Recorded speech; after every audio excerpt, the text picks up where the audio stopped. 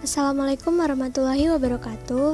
Di sini saya akan memberikan tutorial tentang dasar-dasar menggunakan Adobe Premiere. Jadi, kita buka dulu software Adobe Premiere-nya. Di sini saya menggunakan Premiere versi CC 2015. Kalau kalian mungkin udah install atau udah punya dengan versi yang berbeda, nggak masalah sih. Karena secara fitur dasar itu sebenarnya sama aja, cuma kalau versinya lebih tinggi, otomatis fiturnya lebih lengkap dan lebih berat sih biasanya. Tapi secara dasar sama aja kok. Kita buka. Jadi Adobe Premiere itu merupakan software yang digunakan untuk mengolah audio video yang banyak digunakan di industri perfilman atau pertelevisian. Hal ini karena fitur-fitur dalam Adobe Premiere itu lengkap banget dan profesional. Cuma untuk menggunakannya itu sebenarnya nggak terlalu susah juga. Dan di sini saya bakalan ngasih tutorial sesederhana mungkin buat para pemula yang emang baru belajar tentang Adobe Premiere. Jadi kayak gini tampilan awalnya. Ada Create New Project, itu untuk membuat project baru. Ini. Dan ada sampingnya Open Recent, itu ketika kita udah punya project sebelumnya dan kita ingin membuka. Karena ini masih baru, kita klik New Project. Nah, di sini ada tampilan dialog New Project. Tinggal kita sesuaikan namanya.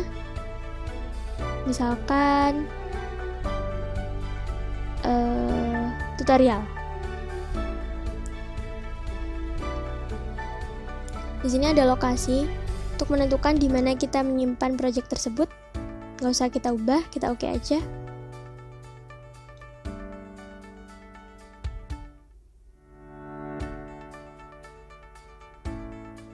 Nah, jadi kayak gini setelah kita buat new project. Sebelum itu kita buat dulu sequence dengan cara file, new sequence, atau Ctrl N. Dan akan ada beberapa pilihan, banyak banget pilihan, dan di sini saya menggunakan HDV 720p 25. 720p itu artinya resolusi dari video.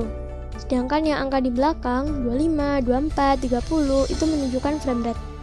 Semakin tinggi resolusi yang ada P-nya itu atau I-nya itu berarti resolusi semakin tinggi. Videonya semakin bagus. Nah, kalau yang angka di belakang, frame rate itu 25, 24, 30 itu videonya akan semakin halus kalau angkanya semakin tinggi. Disesuaikan aja sama kebutuhan. Sini ada menu setting. Nah, ini bisa kita lihat lebar dari videonya 1280, tingginya 720. Kita sesuaikan aja. Kalau mau kita ubah, bisa kita buat custom. Jadi angkanya itu bisa sesuai dengan keinginan kita sendiri. Kalau dirasa udah selesai, kita oke aja. Nah, tampilannya jadi kayak gini setelah kita membuat sequence. Jadi saya akan mengenalkan menu-menunya. Di sini ada menu project. Fungsinya itu untuk meletakkan bahan-bahan yang akan kita edit, mulai dari video, audio, dan lain sebagainya. Jadi ada di sini. Ibaratnya itu kayak penyimpanannya lah, gitu.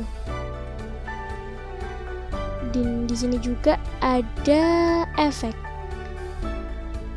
Di sini untuk melakukan proses editing lebih lanjut, mulai dari memberi audio efek, audio transition, video efek, video transition, dan lain sebagainya.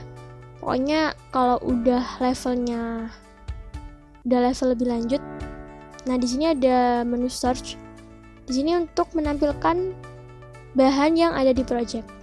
Jadi apapun yang di project ketika kita klik akan tampil di search. Dan untuk menyeleksi adegan dari video yang mau kita ambil.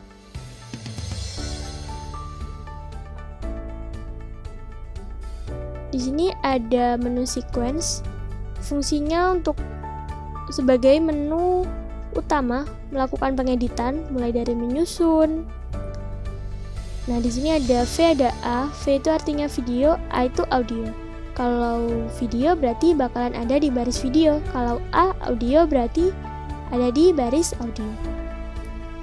Di sini ada beberapa tool. Dan di sini ada program ini bakalan nampilin atau sebagai display dari apapun yang ada di sequence. Jadi video yang udah ditata di sequence di sini bakalan tampil di programnya. Gitu. Kita langsung edit aja biar lebih jelas. Kita cari videonya. Tinggal kita drag ke software Adobe Premiere. Kita masukin ke project. Nah, barnya diimport. Setelah itu, video akan masuk ke project dan bisa kita klik 2 kali. Video akan muncul di search. Nah, di sini kita bisa seleksi adegan mana yang mau diambil. Biasanya kan nggak semuanya nih langsung diambil ketika kita melakukan tag video, kan nggak semuanya diambil. Jadi di sini kita bisa ambil sesuai selera, pakai mark in dan mark out. Jadi video yang akan diambil cuma yang ditandai aja, sisanya nggak dipakai. Nah, di sini kita bisa nentuin mau videonya aja atau audionya aja yang diseret di sini di sequence. Kalau yang video aja kita pilih drag video only ini.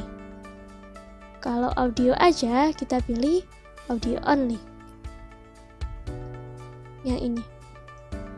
Kalau mau dua-duanya kita pilih yang videonya. Nah, di sini kenapa ada peringatan? Karena setting dari videonya nggak sama dengan setting yang kita lakukan di awal. Kalau kita pilih keep, berarti kita menyesuaikan dengan setting yang kita lakukan di awal tadi. Kalau kita pilih change, berarti kita mengubah dengan settingan dari video asli. Jadi kita pilih keep aja, supaya sesuai dengan yang kita setting di awal. Nah, karena kita tadi pilih video aja, maka yang ada di sini cuma videonya doang. Gitu. Kita coba audionya. Maka yang akan muncul audionya. Nah, gitu. Kalau kita mau pilih dua-duanya, kita tarik yang videonya dari videonya. Nah, jadi ada 2 nih. Video ikut, audionya juga ikut.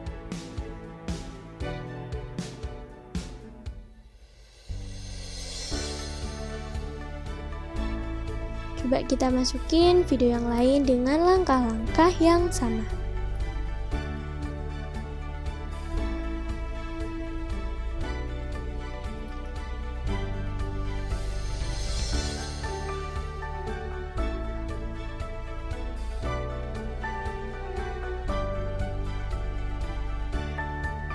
Nah, di sini kan ada sisa nih. Kita bisa klik.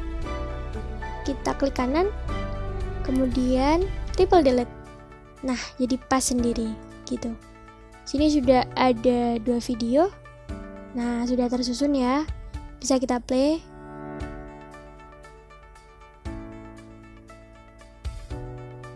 Kayak gitu hasilnya.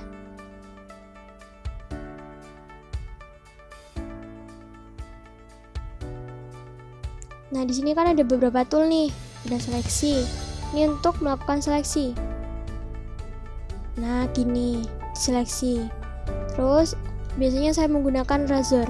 Di sini untuk memotong. Tadi kan udah diseleksi nih di awal di bagian search. Mungkin masih nggak pas, bisa kita potong lewat fitur ini. Tinggal kita klik, kemudian kita seleksi. Yang mau dibuang yang mana, kita pilih. Kemudian bisa kita delete. Bagian yang ini ya. Nah, hilang deh. Nah, di sini ada tulisan setengah. Kalau kita klik ada full, ada seperempat. Ini tuh menunjukkan resolusi dari video yang mau ditampilkan di bagian program. Nah, kalau yang di sini berarti di bagian source. Cuma nggak mempengaruhi video yang dihasilkan nanti. Karena yang di sini tuh cuma tampilan di sini doang. Kalau yang diekspor ya sesuai dengan setting yang kita lakukan di awal.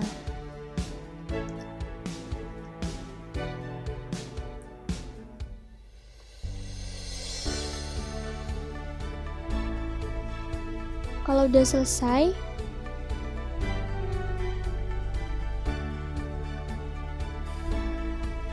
ini kan udah ada 2 video nih. Buat belajar awal aja, Nah, di sini sebenarnya ada menu efek. Di sini untuk melakukan editing yang lebih lanjut. Karena di sini masih dasar, kita cukup dasarnya doang, dan kalau yang efek-efek ini akan saya buat di tutorial selanjutnya.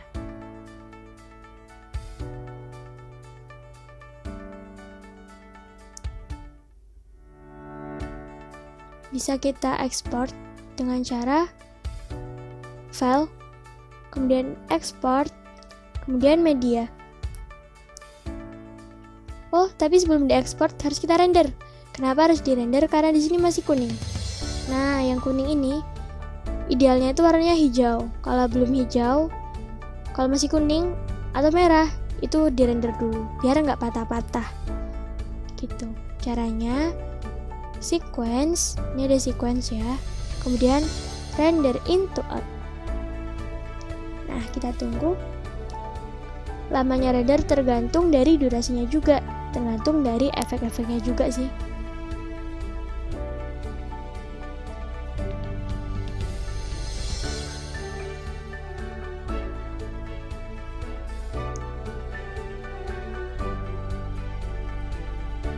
Kalau udah selesai, kita pilih file, export, kemudian media.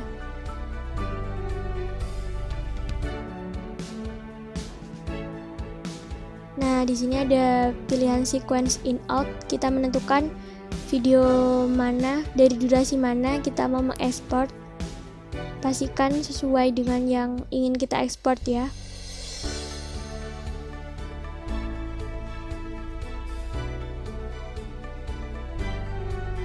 Lalu di sini ada format. Biasanya saya menggunakan H264. Nanti file format video yang dihasilkan bentuknya MP4. Kemudian di sini ada menu preset. Ada banyak sih.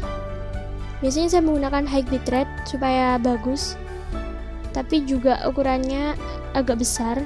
Kalau menggunakan yang medium biasanya lebih kecil. Ini kan 5 MB kalau yang high, kalau yang medium cuma 1 MB. Tapi biar hasilnya maksimal, saya menggunakan high. Udah, sini ada nama itu tetap. Nah, di sini kita nentuin mau video aja atau audio aja. Saya pilih export videonya doang. Tinggal klik export kalau udah selesai. Untuk namanya tetap sequence1.mp4. Nah, kita ekspor. Lamanya ekspor juga tergantung dari seberapa besar ukurannya. Karena ini kecil, pastinya cepat. Nah, selesai deh. Coba kita cari filenya. Itu tutorial yang saya berikan barusan, itu tutorial dasar aja gimana kita mengenal software Adobe Premiere tersebut. Untuk teknik-teknik editing yang lebih lanjut bakalan saya kasih di tutorial selanjutnya. Kalian bisa request nih mau dikasih tutorial apa, mau belajar tentang apa, kayak gitu. Nah, ini hasilnya. Nah, itu aja sih tutorial dari aku. Semoga kalian bisa paham, bisa mengerti. Di sini kita sama-sama belajar, jadi kalau ada salah-salah saya juga mohon maaf, dan bisa kalian komentarin, kalian benerin di kolom komentar. Dan jangan lupa bisa request juga. Terima kasih udah nonton video ini, semoga bermanfaat dan kalian bisa termotivasi untuk belajar. Terima kasih, kurang lebihnya mohon maaf, dan wassalamualaikum warahmatullahi wabarakatuh.